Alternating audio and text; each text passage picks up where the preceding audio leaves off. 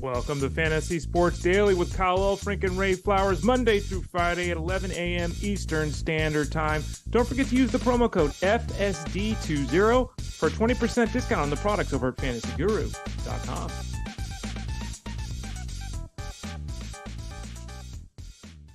Welcome in on a Tuesday, where on this edition of Fantasy Sports Daily, we are doing something that you will constantly see when those that lean in to British tradition, they celebrate royalty, monarchy. Today, Ray Flowers and I will lean in on royalty. Hell, I even wore some royal blue Ray Flowers as we get set to talk about the Kansas City Royals.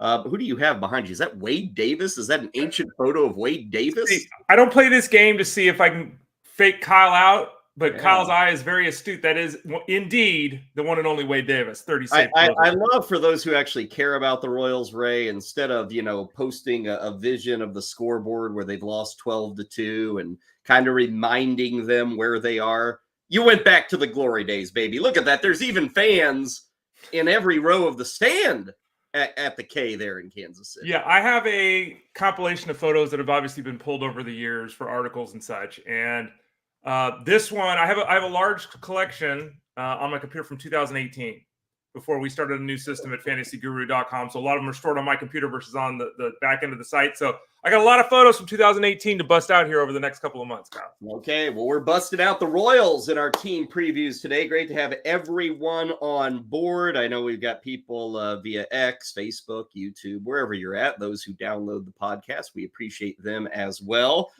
We always appreciate questions in Discord. You can send us questions here on the show.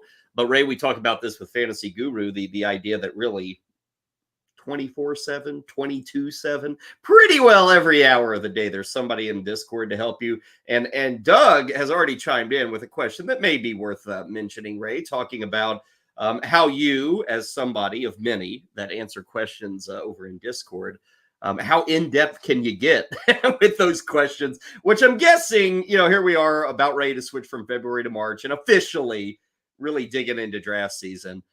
Those questions can become a little more winding, a little more involved.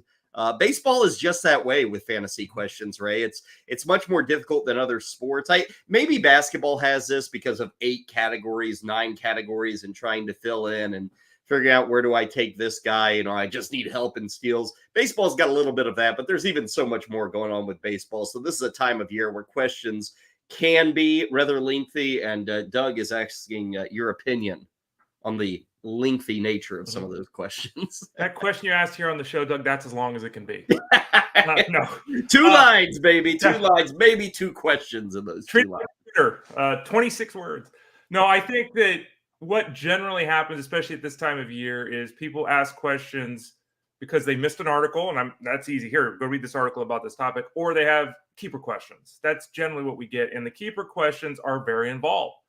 Sometimes it's 5 keepers, 8 keepers, 5 outfielders, 3 outfielders, 7 pitchers, 9 pitchers. Sometimes there's dollar amounts. Sometimes there's round values. Sometimes there's none of that. Sometimes you keep a player for 2 years. Sometimes it's 5. So, I'm a pretty quick reader, and I would honestly say that I'd rather get all the information at once versus having a back and forth that ends up taking 6 hours because I respond, then you're at work, and then you respond, I'm writing an article. So, yeah, I hate doing this because it's, okay. But I'd rather have more than less. So go ahead, write me the paragraph. You're paying for the product. We're happy to help you out there at fantasyguru.com. There you go. Ray wants all that he can handle. So let's see what he can handle. Hit him up in Discord. And again, all of our talents, both on the baseball side, or if you got football questions, hockey DFS, basketball DFS, all those many things can be addressed in Discord. As for what we're going to address today, mention the Kansas City Royals. Additionally, players that you usually connect to a team like the Royals, player 24, 25, 26. Those players are actually ending up with teams that we expect to contend, like the Dodgers, like the Cardinals, like the Twins. We will talk about some veteran moves that were made on Monday and what, if anything, that should mean to you, the fantasy player. Let's see. Outfield is the position that we are focusing on this week. Today, we will talk surprises of 23. What are the chances that they can repeat in 24? Ray's daily fantasy guru baseball draft guide column will focus on starting pitchers, or maybe just pitchers in general, who changed their pitch mix. And maybe even some guys who are talking about changing their pitch mix coming into this season. We've got a couple of interesting batting order tidbits for your Tuesday of spring training, one with Baltimore, one with the Dodgers.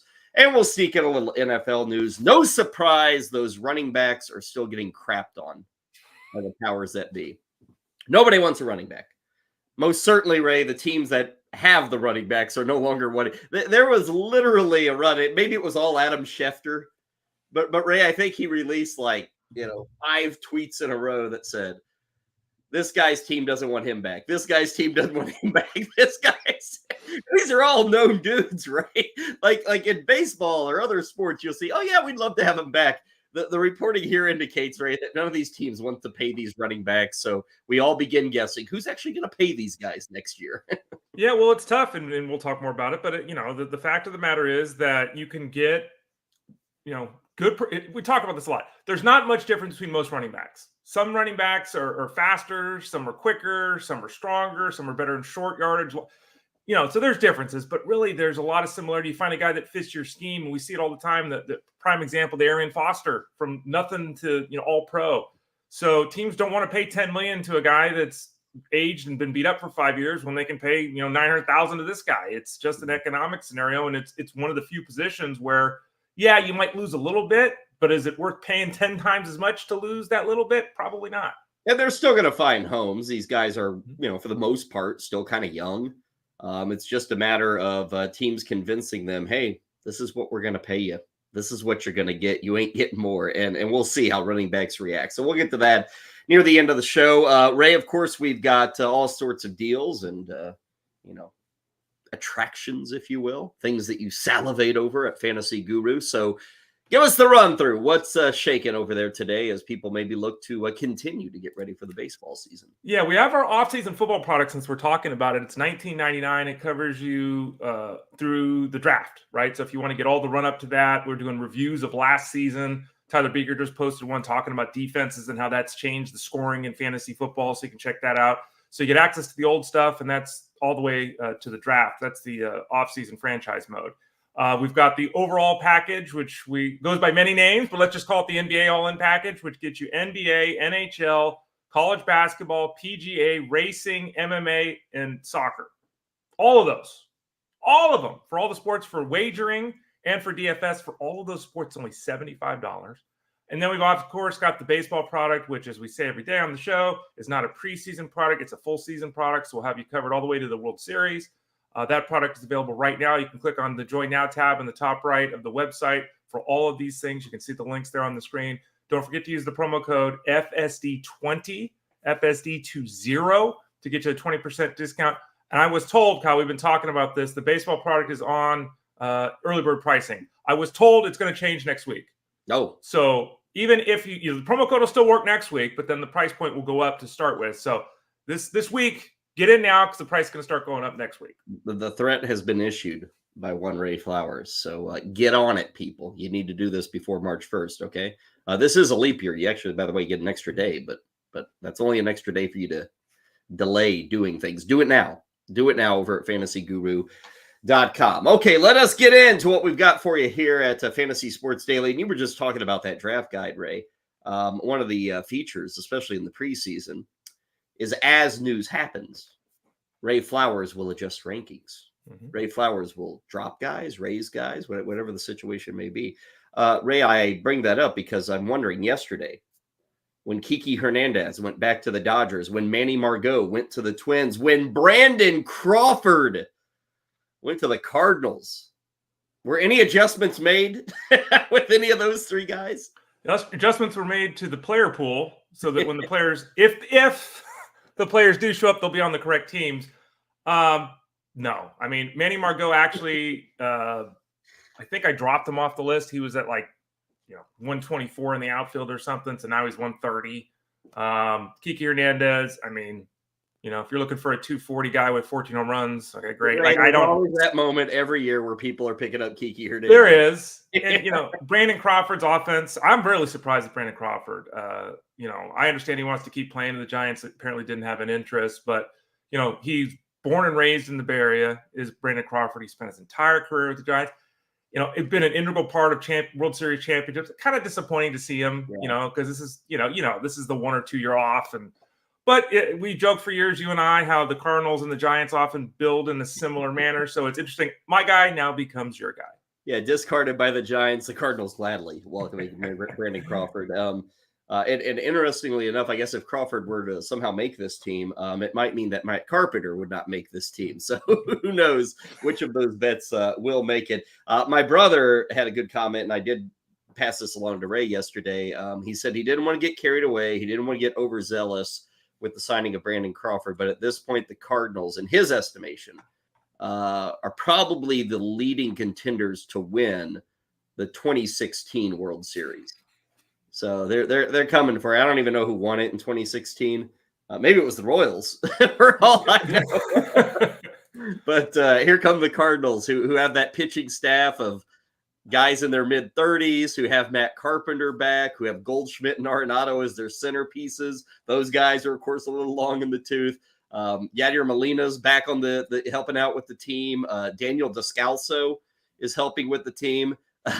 Matt Carpenter. Now we got Brandon Crawford. I mean, Ray, this is exciting times for those who grew up 10 years ago watching Cardinal baseball. Yeah, we were joking about the pitching staff. Pitching staff is 34, 35, 36, 36. And then Steven Matz at 33 is the youngster. And then Matt Carpenter and Brandon Crawford add their ages up, and we're over 75 years of age between those two guys. So it's not a young team, and there are various ways to build a winning team in 2024. The Cardinals are doing something no one else is doing, so we'll see if it works for them this year. Well, let's talk about one of those young teams. Honestly, it feels like they've been a young team for quite some time. The Kansas City Royals are. I don't want to say, Ray, they're stuck in this never-ending rebuild of like Oakland or Pittsburgh, because the Royals can point to less than a decade ago where they were the top team in baseball. And really for about a 3-year span, Ray, it was stellar. Yep. Honestly, it kind of reminds me of the old St. Louis Rams, where they were like awesome for 3 or 4 years on the first 8 year or the first 6-7 years before that. And then the next 7 or 8 years after that, they sucked. They were terrible, but they always had that 3-year span of where the Royals can kind of look to that. Unfortunately, that only buys you so much goodwill. This team last year, well over 100 losses. To their credit, they've got what appears to be a true superstar in Bobby Witt Jr., and they're giving him a ton of money. So that's always exciting when a team that has never spent money is now spending money. And we'll get to Witt Jr., of course. But, Ray, the rest of this team is I don't want to say a mystery, but it's uninspiring. There's a couple of guys here and there that get you excited. Let's start with our player profile, which is one of these guys that has a bit of excitement. Last year, I feel like there was much more for this player. It's leveled off a bit going into this year. It's MJ Melendez. First things first, Ray, outfield only. Last year, he was kind of living under the Dalton Varsho umbrella. These rare outfielder catcher guys, and Varsho doesn't have catcher either. So both these guys had intrinsic value purely because of that position next to their name. Melendez does not have that this year. So what is his value, Ray Flowers? Well, I think if you play on Yahoo, he probably still does have catcher eligibility. He played 10 games there last year. He shouldn't in the majority of leagues. I think he's interesting, and he's an interesting guy to talk about because of what he can do on the field and because of this loss of position. And he is someone that I had many conversations with people last year in Discord throughout the season because I kept saying, look, it's going to get better. It's going to get better. Have patience if you can. And it did get better. Eventually did. And in the end, the numbers were about what we expected, so it wasn't some breakout season or anything like that. But after the early struggles, he finally came on late as things leveled off. But the loss of catcher eligibility is significant. As an outfielder, he's just a guy. And, if somehow your league has, qualification that's low, if he qualifies there now with the 10 games, or if it's a handful of games in season, at that point when he becomes catcher eligible, then he's really intriguing. But as an outfield option, he is a very moderate play because he's not a 30 home run guy. He's probably not stealing double-digit bases. He's not a 300 hitter. So he kind of just drifts into the mix in the outfield column. Well, and just to further your point, looking at those numbers, 235, 16 homers, 56 ribbies, 65 runs, and 6 steals, you put that on a catcher, he's top 10, right? I think he is top 12. He's a catcher 1. The only way he probably gets catcher eligibility, and this is a maybe, if Sal Perez went down, and at his age, it can happen. And they've got, I think they just signed like Austin Nola or something recently. Mm-hmm. So they've got some veteran depth. So even then you wouldn't be certain. Plus, you don't want the back and forth of one day you're a catcher, the next day you're an outfielder. Oh, your future's in the outfield, but now we need you as a catcher. So understand that with Melendez. I want to go back to something you said, Ray, last season, because it was rough. It was very quiet in the early goings. And you reiterated here today that you kept reinforcing to people to turn around. Was that reasoning, that argument of a year ago? Is it because of those bullet points we see? Is that what you were looking at the whole time? And I bring that up as a reminder, come April, come May, even into June, Ray, when you have disappointing pieces, looking at things like exit velocity, where they stand in the grand scheme of things for barrel rate, hard hit rate, that is the hope, if you will. And that's the hope that eventually came through with Melendez last year. Yeah, I think there was 2 things with him. One, I did not anticipate that his strikeout rate would continue as high as it was, about 30% in the first half of the season. Still wasn't good in the second half, but it dropped down to 26%. So we had more contact. So that played out the way we expected. But I think a lot of it has to do with those numbers we see there. I'm not saying the dude was Cal Schwarber-like, but look at those numbers for those of you that have it on the screen. Top 4% in all of baseball. Every position, every player. Top 4% in exit velocity. Top 9% in hard hit rate. Top 25% in barrel rate. It happens on occasion where a guy hits the ball like poop and has a great season. We talked about Cody Bellinger yesterday. His numbers don't support what he did, so it happens that way. It also happens in the other direction where a guy hits the ball really hard and he doesn't have the production. That happens. But generally speaking, you don't hit the ball as well as Melendez did last year and suck. Because, it's logic, right? Like you're hitting the ball in the screws over and over again. Eventually, it evens out. Now, again, even the evening out, he hit 235. This wasn't, it didn't rise to the level, oh my gosh, this guy's a 290 hitter with 30 home runs. And again, I'm not predicting that this year, but that was a main driver. We thought the contact would improve, and he was just hitting the ball so darn hard. I just couldn't understand how a guy who's pretty athletic was going to hit 205 last year doing that. Mm-hmm. Could you see 20 homers, 10 plus steals or not? I think that's pushing it. I think that's pushing it in the steals column, but it's not crazy at all. He's not a lumbering guy. You can see from the photo there. He's not, an overweight, backstop, not a traditional what we think of. I wouldn't draft him expecting that, but yeah, I think I would feel more comfortable with him hitting 25 home runs and stealing 10 bases. But 22-9, 22-8. Yeah, I think that's a fair place to go if you're looking to be a little aggressive.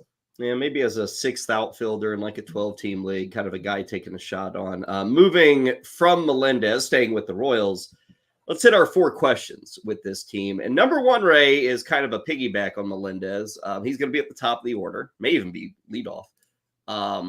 They've got Melendez, they've got Witt, they've got Perez, and then I'd throw Pasquantino in there.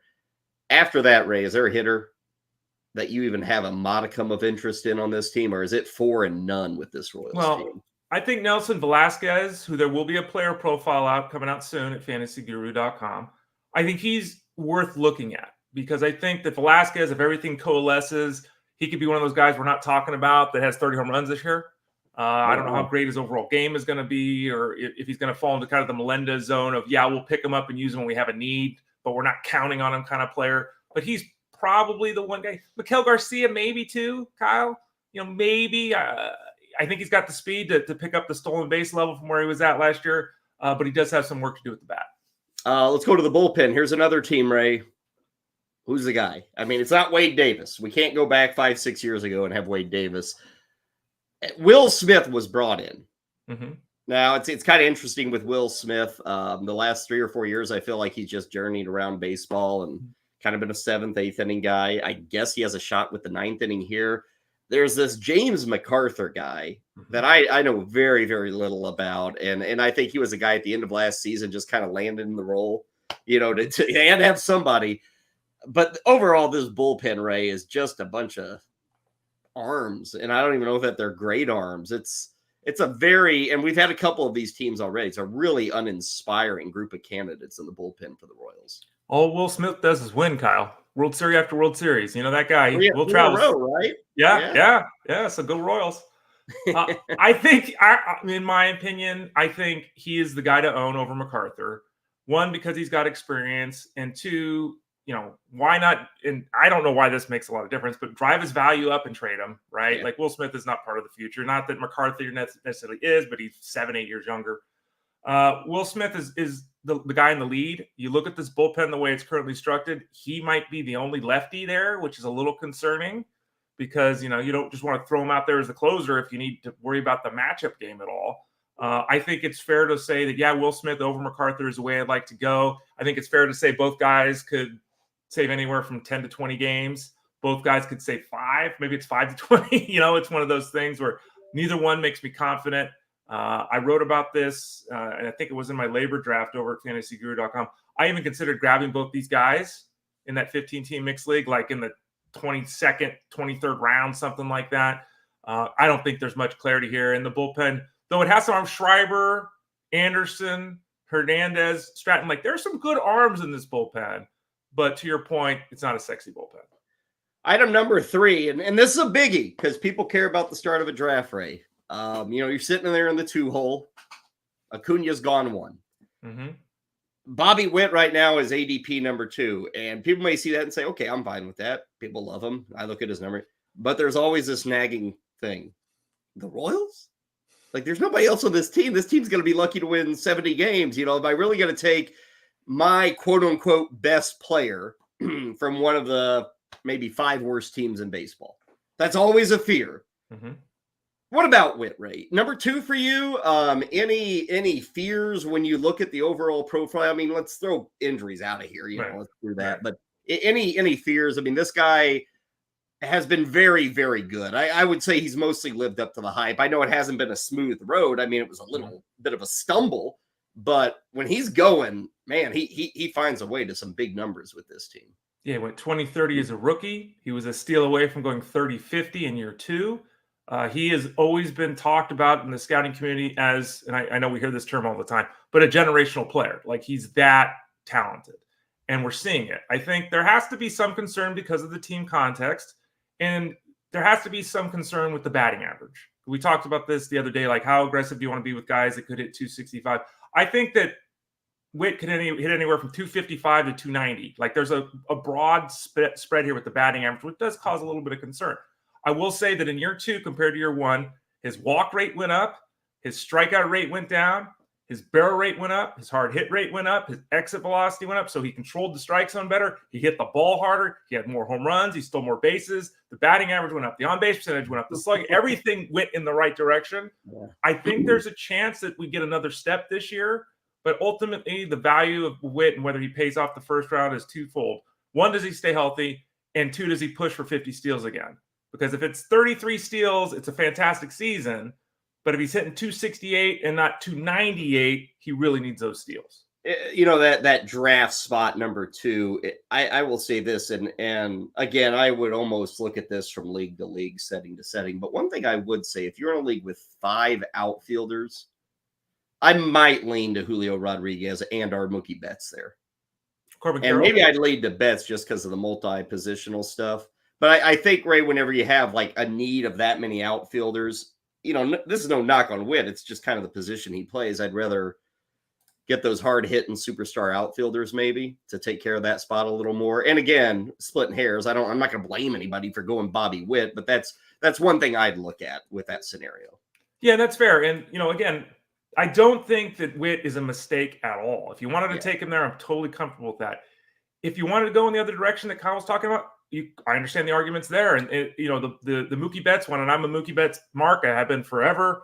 Everyone knows that. The dual position thing with him is a big thing, and that's easily worth a couple of bucks on draft day. That's easily worth considering pushing him ahead of Bobby Witt if that's something that you're thinking about. Deep league, lots of roster spots. That's a big advantage. Witt has had hype for a couple of years, and he's lived up to it. Again, ADP is number 2. Let's go to item number 4, Ray, a guy who currently is getting a lot of hype.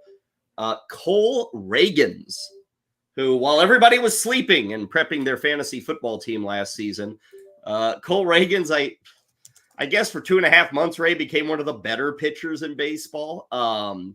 It's weird. I was looking at NFBC ADP, and I see like a guy who got Cy Young votes last season just ahead of Cole Reagans. That's Justin Steele.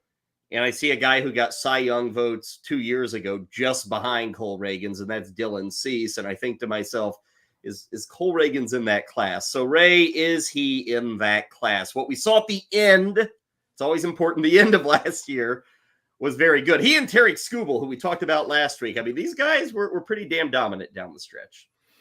Yeah, and I mean, he's an interesting guy because I know a lot of people, he's one of, Reagans is one of the in guys, right? He's one of the hot guys like Skubal that you're mentioning.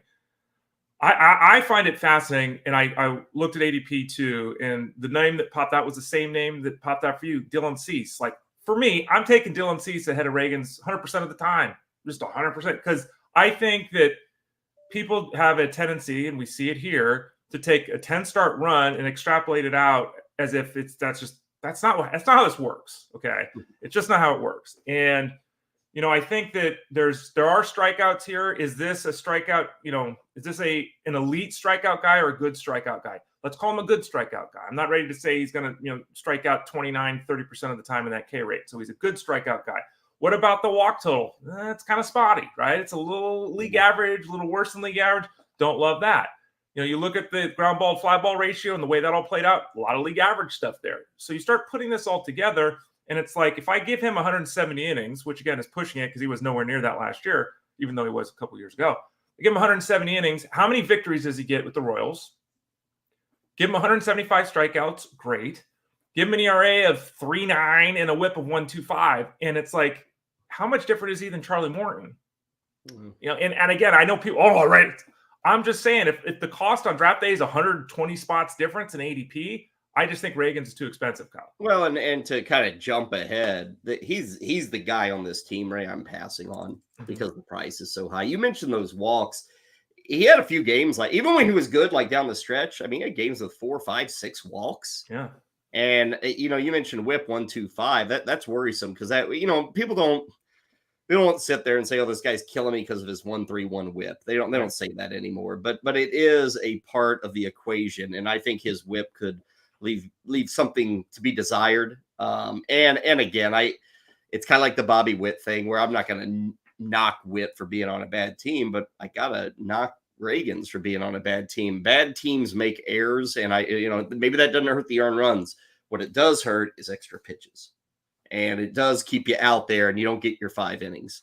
Mm-hmm. You have bad defense behind you. And I'm not, I don't ranking all 32 teams. Where do they rank as 30 teams as defensive units? The Royals may be fine, but I think they're not a team that when you lose 100+ games, you're a team that makes mistakes. You just are.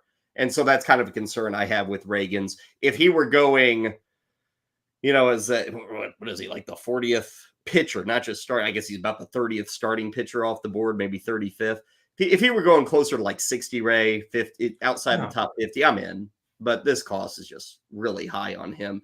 Who is your guy to pass on with this Royals? Yeah, and I can't say Cole because you just said Cole. Let's not be the same. That's why I went first. Well, yeah, you did. James MacArthur, I mean, again, I don't know if there's the problem with me is I look at this team and there's no one I got to have other than I think Bobby Witt is a guy I like. The rest of the team, it's like, How about this? I'll say Hunter Renfroe because Hunter Renfroe is going to hit 25 home runs and he's going to bat 240, and who cares? He's going to have 71 RBIs on this team, Hunter Renfroe. How about take a chance on? I'll let you go first on this. Oh, thank you. I want to say Miguel Garcia, but I'm going to say Nelson Velasquez. That's the guy I'm going to go with. Again, there's a player profile a little bit coming nice out. That's a dig. I like that one. Yeah, Nelson Velasquez has got legitimate power. How is the overall game going to play? What is the hit tool going to allow him to do overall? But if he plays daily, and we saw it last year, he exploded for 17 home runs last year in less than 200 plate appearances. I think he can hit 30 home runs. Not a guy to reach on and get nuts with. This is like at the end of your draft, last pick kind of thing, but Nelson Velasquez. I'm going to put a guy who last year I didn't want to pay the price for. We were just talking about with Reagan's. I don't want to pay that price, but this year I think the price fits.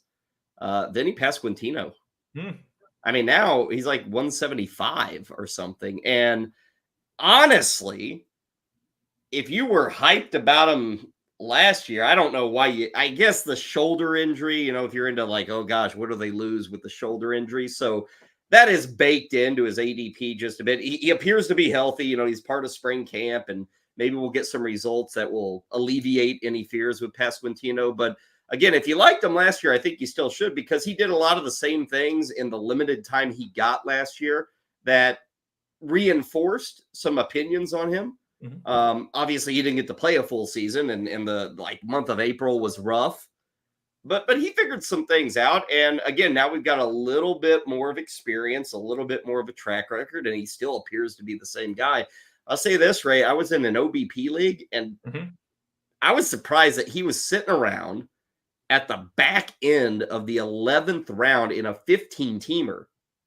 So this was like pick 161, which in an OBP league, again, a little different from average. He should be a guy, Ray, that 350's got to be there for Pasquantino, right? Yeah, and I think that what holds him back a little bit, obviously, is the shoulder issue, and people are a little concerned. And he's not a 30 home run guy. And so sometimes people look at corner infielders as an example, and they say, if my corner infielder is going to hit 23 home runs, that's a little light. That means I got to get a guy up the middle. I got to get Brandon Lowe or something. I got to get someone up the middle to cover that. But if he is who he can be, and who, in fact, we've seen when healthy at the big league level, like to your point, 350 on base percentage, batting 280, totally doable. Maybe it is only 21 home runs. It's not a sexy number there, but he's a really good hitter, and he should be someone that people should be interested in at that price point. And then to wrap it up on the prospect front, for the second straight day, we got a team really with no prospects. And that was excusable with the Astros because they've been drafting late. They've been trading for big names at the deadline. It's pretty inexcusable with the Royals, is it not, Ray? That, at this point in the development, you'd like to have another, Pasquantino coming up or another Sal Perez. And they've got a catcher who's like 19 that they drafted, but he's not coming up. I saw the name Caden Wallace, but again, I looked at like top 100 list, Ray, and there's maybe one Royal on there, and a lot of them don't have a single Royal in the top 100. Yeah, it's tough. I think, if you look at Pasquantino, to remind people, like 2-3 years ago, Nick Prado was ahead of Pasquantino, and Nick Prado is totally flamed out. Kyle Isabel was a prospect. He's kind of flamed out. The guys that they were looking at youngster-wise just haven't gotten there. And that's a problem for an organization like this that's not spending huge, other than it was surprising to see them spend on Witt, right? But when they're not going out and signing free agents, they got to develop within, right? And it's something they have struggled with. And it is unfortunate that they're in the scenario where, like you're saying, they don't have elite guys down on the farm, because that is really something this team could use. That is a look at the Kansas City Royals. Tomorrow, the LA Angels are coming down the pipeline, so we'll take a look at them. Let's get to our positional preview. Talking outfielders this week. We were talking about MJ Melendez, very cheap this year, outfield only. Who knows? 12 months from now, maybe we're throwing him into today's discussion. Surprises in the outfield. And Ray, we got to lead off with this guy, Lane Thomas. I mean, yesterday when we were going through the top 12 outfielders of last year, there were maybe, wow, okay, that guy did better than I may have expected. But, Nick Castellanos, everybody knows that name, and they know he can hit 30 home runs, drive in 90 plus. That's expected. Lane Thomas on this list, Ray, is a bit of a shocker, I think, to people. How shocked were you, A? And B, how likely can we do it again with Lane Thomas? Your Cardinals blew it, Kyle. You guys had him. Blew it. Yeah. When you got Dylan Carlson, Ray, you can't get everybody in your outfield. You know that. Dylan Carlson let me down, by the way, in my dynasty league. Oh, boy. Yeah. Lane Thomas was, and I don't really use this term frequently, but, he was a league winner last year. Because no one was talking about Lane Thomas. I highly doubt, even if you were in a 15-team league, he got drafted. There was no, maybe he was a 25th round pick or something. So he went nuts. He almost went 30-20. Played every day, scored 100 runs. He was terrific. Now, looking at the totality of his game, it's difficult for me to look at what he did last year. And I hate to say this, but I don't see any of the 5 categories being repeatable. Now, this is not to say he can't hit 23 home runs and steal 17 bases, right? I'm not saying he's going to be useless this year. But a lot of what happened last year with him, I mean, he had 682 plate appearances. Like, that's a massive number. So a lot of this was really volume-based. 268 batting average, 315 on base percentage. Like, these are not good numbers. These are numbers of a guy that should be hitting 7th. On this team, he was at the top of the order. So he's got power and speed, and he should hit home runs and steal bases again. But I would caution people, and I think most people understand that, Kyle. You can't be expecting a full repeat of what he did last season. And I hate doing that, Ray. It's like, great, his story. Nobody expected anything, and you see it in the numbers. Nobody's last year. It kind of was his teammate Joey Meneses, who we said, "Oh God, who in the hell is this guy?" Right. He had the great run, and he was okay last year, but he was unable to repeat it. And I just wonder if Thomas will just kind of slide into that okay. And I guess Abrams more the leadoff hitter over Thomas now. I mean, maybe they're going to drop Thomas more into the quote unquote run producing spot in the order. I think Abrams is the guy, and Abrams should be the guy at the top. He's more dynamic. He's younger. We talked about him earlier, though. His batting average was in the 240s last year. His hit tool suggests he's a 280 hitter, and that gets him his 350 on base percentage, and he's running wild, causing havoc. So I bet Thomas hits second. That'd be my, but again, really, he's a 5 or 6 hitter. That's really who he is, but that's just not where the Nationals are at right now. Other names on this list, outfielders who surprised, Anthony Santander with Baltimore, TJ Freidl, Esteury, Ruiz, Josh Lowe. Ray on Ruiz, let's start with him. Okay. He probably still steal bases, right? I mean, he's still going to get that, but is there literally anything else? And maybe is he even going to get as much playing time with Oakland this year? Like people love drafting the speed only guy, at some point, I can get a category winner in the 21st round. Is Ruiz a guy who deserves that sort of title?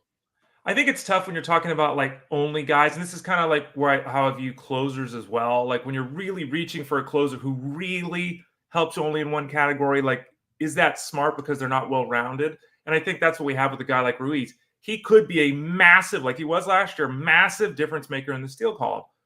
But his overall game is lacking. It's the Billy Hamilton effect, right? It's like, okay, we have to have our team constructed in a certain way to take on a guy that's going to hit 6 home runs and drive in 43, right? Mm-hmm. In the case of Ruiz, I think it's possible he repeats what he did last year when he stole 67 bases. However, I'm not expecting that. And I don't know what the Athletics are doing. We don't even know where they're playing long term. The whole thing. They said they have no fans. They had the A's fans themselves did a fan fest, and there were like 25,000 people that showed up for the A's. So I don't even know what the A's are doing. But Ruiz is not a great hitter. And for some reason, the A's decided he wasn't a good enough hitter to even be in their lineup down the stretch last year, which I don't understand. Because it's like, really? We're going with AAA guys over dude that's going to lead the league in steals? So there is some concern about playing time. I think that there's a little bit more with his bat than we saw last year. But you know how big of an issue we're dealing with when a guy steals 67 bases and he scores 47 runs, Kyle. That's the real issue. He doesn't hit at the top of the order. I don't think he's going to play every day. Stealing 67 bases, he should be a lock for 75 runs, right? He got 47. That's crazy. That is an absolute wild number. Josh Lowe is the one guy on this list, Ray, where he came up with pedigree. He was supposed to be good. The issue he had a year ago on draft day is he'd been so bad in the limited opportunities. And then we kind of wondered, where in the hell are they going to play him? And he's not even going to make the team out of camp. So he was mostly ignored. He was called up, and I don't want to say he was ignored, Ray, but he was still kind of, we've been down this road. It's been, and Ray, he went bonkers. I mean, and this is a guy, can Thomas keep it up? Josh Lowe, I think there's the expectation. He stays very similar to this guy, which for those who missed it was a 2030 dude last season. I had him in 2020 in my keeper league, and I had to let him go in 2023, of course, right? The year early. Hey, yeah, I know. We only keep 5 guys, so I couldn't do it. Okay. But I think that, he pedigree, minor league performance, 2020 was going to happen with Josh Lowe. Now, like you said, it was 2030, which, again, is not outrageous at all, but this was always supposed to happen. It took longer than we anticipated, all that. So what's the follow-up? I think the most intriguing thing is for a player that had significant strikeout issues, contact woes, his strikeout rate last year was 25%. If he maintains that, he's a different player than we were looking at with a 30% strikeout rate. I know it doesn't sound like much, but that all of a sudden opens up the batting average. Maybe he can hit 270 consistently versus 240. That's a big difference. I don't think he's got a shot at all to be a 290 hitter, but could he go 20-20 again and hit 260? Yeah, and that's doable. I do worry a little bit about the batting average, and I worry a little bit about the strikeout rate. How much of that gain does he give back? But to your point, he should go 20-20 again this year. I'm very comfortable in saying that he absolutely has the skills to do that. Though, I also need to point out, he doesn't play against lefties.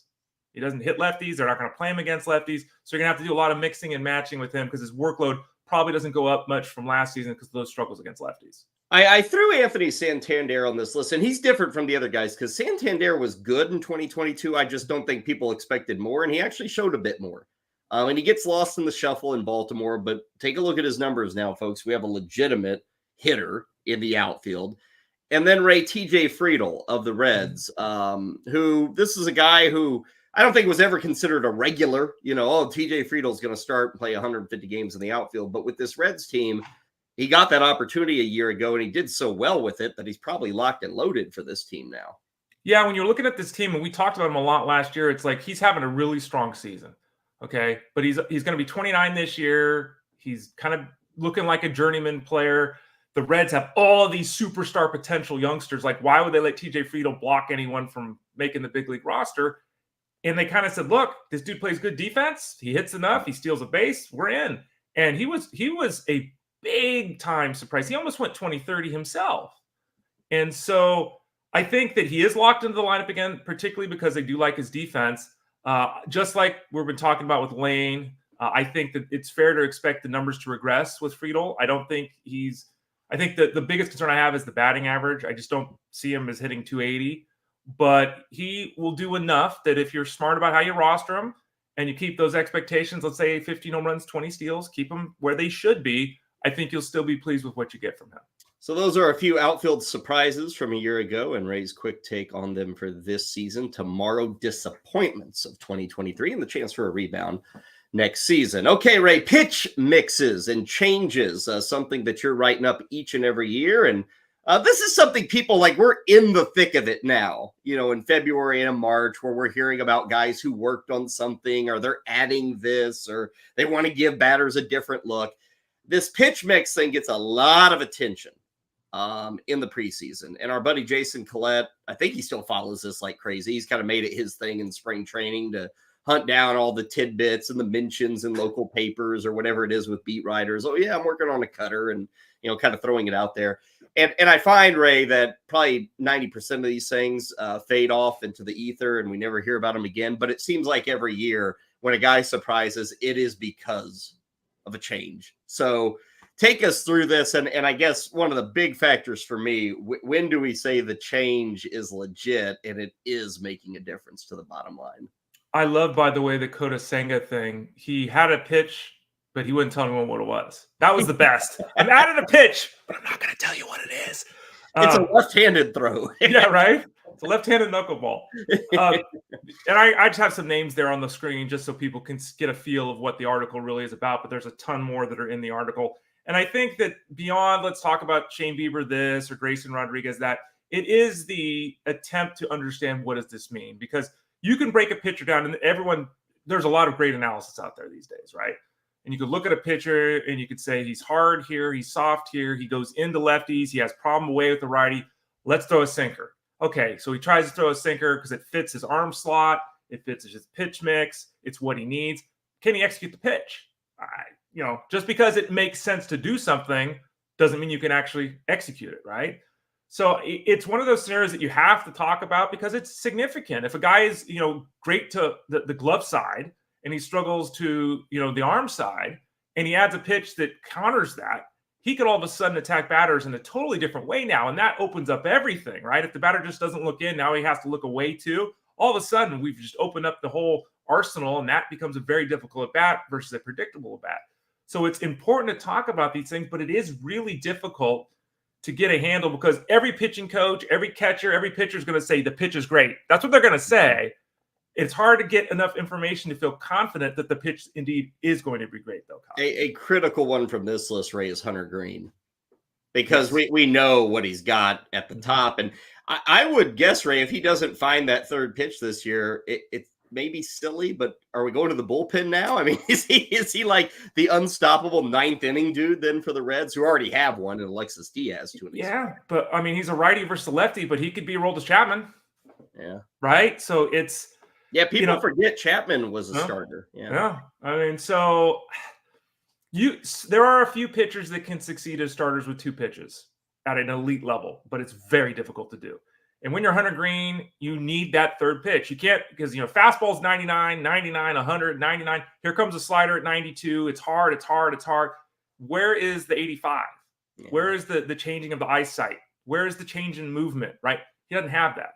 He knows it. There was a video of him talking about it, throwing the curveball and the splitter, and he's trying these things after his first outing in spring. And I liked his answer to the reporter. I'm not going to talk about it.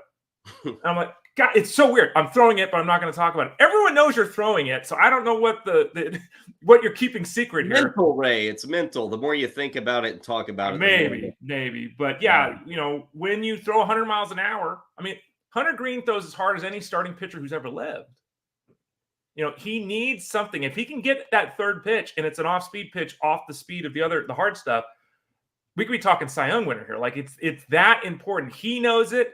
The team knows it. It's a little concerning. We're multiple years in and we still haven't got there yet. But at least he's diligently worked on it in the offseason, and we'll see. If he fails here, maybe he'll go the George Kirby route, who I guess has figured everything out. He's now toying with a knuckleball. Is what George Kirby is working on, which would be a true weapon if he could have any chance of perfecting that. So check out the column. I've changed my pitch mix, looking ahead to some of the guys to follow as we go into the new season. Quickly on the baseball front, we got more spring games today.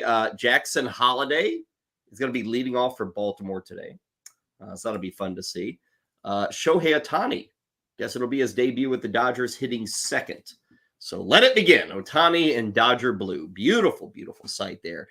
Before we get out of here, quickly on the football side, we brought it up with running backs, but let's get specific. Doesn't matter if your name is Tony Pollard, Derrick Henry, Saquon Barkley, Josh Jacobs, Austin Eckler. Doesn't matter who the hell you are. Ray, all the teams that those guys played for last season, all reports indicate they will not play for. There's no franchise tags being handed out. They're not going to get into a bidding war. All these guys are allowed to walk if they'd like. That's some RB1 action from last year in a bunch of leagues too, right? Like, woof, that's some heat. It goes quick at the running back position. Like we talk about all the time, it goes quick and the salary goes up and teams are just out. And now, we have to wait to see where they end up. Teams are going to sign these guys. And to put it out there, right? Like Derrick Henry could go somewhere and still get 19 carries a game, right? Like it's his fantasy value is not torched because of this information, but we have to wait and see how it plays out, because if he goes somewhere and it's 13 touches, obviously his value is a lot different in our game. It obviously depends how you structure these things, but Ray, if Saquon Barkley will join my team that's a contender and I need a running back, if he'll join my team for $8 to $10 million a year for 2 years, even 3 years, I'm doing that. I mean, I know it's a high guys in free agency don't get that at running back, but he's still relatively young, and I still think he has difference making ability. But he's a very interesting case to me, because I still think he's a good running back who isn't old and doesn't have all the mileage that you sometimes have at this point when you enter free agency. Yeah, different than Derrick Henry as an example, different than Austin Eckler as well.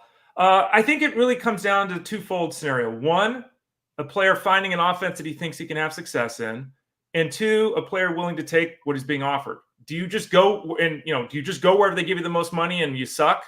Or will you take a little bit less money to fit in a scheme that suits your skill set better? I mean, I think that's the debate, because none of these guys are going to get the 5-year, $55 million deal they want. It's not happening. It's not. So they have to then decide what's most important to them, being in this location or getting that amount of money.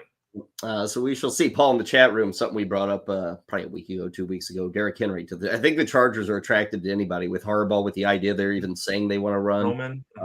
Team appears to be set to the problem is the AFC West. You're not probably overcoming the Chiefs, but you're trying to get into the playoffs, and Chargers haven't been doing that enough lately. So we'll see. Maybe the Chargers, certainly a team. Minnesota's another team. Baltimore has been mentioned as a possible landing spot for these names, so we shall see. That'll do it for us today. A little shorter than usual. Ray, you got a draft coming up in just a few moments, right? I do, yeah. My Tout Wars draft, I'm in the Solds League. Yay! So we do Solds instead of saves. We do innings pitched instead of wins.